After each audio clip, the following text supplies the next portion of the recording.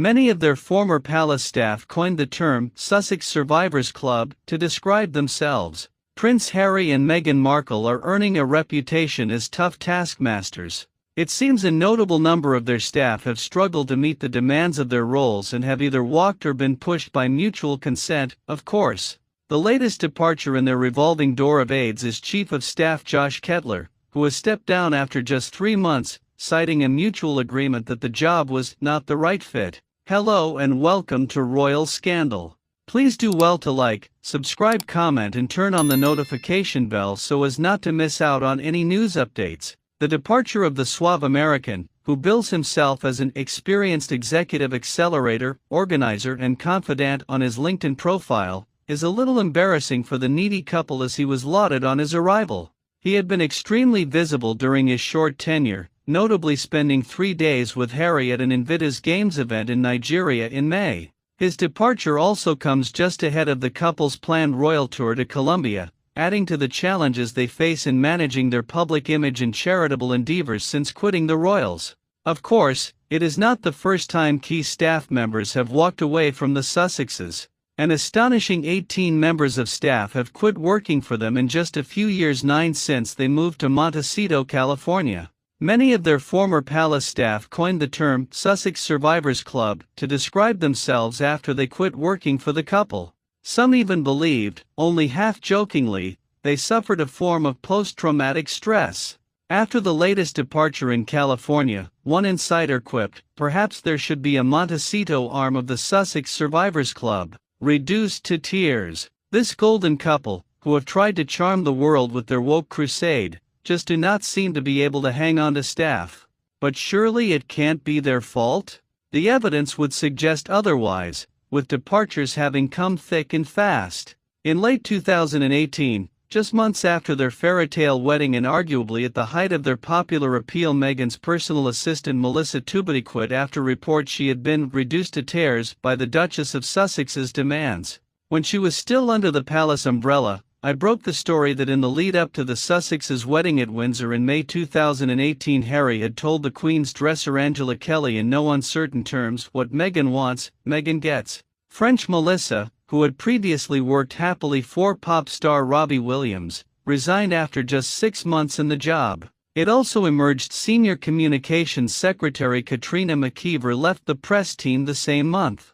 Not long after, Private Secretary Samantha Cohen, a seasoned royal aide who worked for the late Queen Elizabeth for 17 years, resigned, reportedly frustrated by the couple's demands. She likened working for them to managing teenagers, describing an environment where she was pushed to her limits and allegedly screamed at during their official tour of Australia and the Pacific. Cohen's departure was followed by a string of other exits. In January 2019, Meghan's female bodyguard of 6 months, who has never been named for security reasons, also quit. By March, Senior Communications Secretary Jason Knopf jumped ship amid a string of unsubstantiated bullying complaints against Meghan. He went to work for Prince William and Kate's Royal Foundation. Meghan also went through 3 nannies in just 6 weeks after baby son Archie was born in May 2019. 15 palace staff were fired by the Sussexes when they stepped down from royal life. Harry and Meghan's PR chief Sarah Latham, who was highly regarded and worked for former U.S. presidential candidate Hillary Clinton, left the couple after they quit the UK in 2020. Sarah was then recruited for special projects by the late Queen. Following Harry and Meghan's controversial Oprah Winfrey interview in March 2021, unsubstantiated allegations of Meghan bullying Buckingham Palace staff began to emerge. It led to the palace bringing in an external law firm to investigate claims that Meghan bullied 2 personal assistants, undermined a third and left a close aide shaking with fear. In the furor, it was alleged that Meghan had created a humiliating environment for staff on multiple occasions. Past and present employees were invited to share their experiences in confidence. They did. But the results were never made public. By the summer of 2022, the palace had decided to keep the results private, stating only that lessons had been learned and changes would be implemented, whatever that means. In other words, it was all hushed up. Now the spotlight is on the couple's life in California, where there has been a similar pattern of staff turnover. Meghan parted ways with talent agent Nick Collins, of the Gersh Agency, who was with her since she was a struggling actress, and her close friend Keelying Thomas Morgan, a partner at Hollywood PR firm Sunshine Sachs, split from Meghan after the couple moved to the U.S. The Sussexes recruited Toya Holness, former communications chief for New York City Department of Education, but she lasted 18 months and left shortly after the Invictus Games in 2022. Just a year after their Megxit dash, Catherine Estelaran was ousted as chief executive of their charitable foundation Archewell.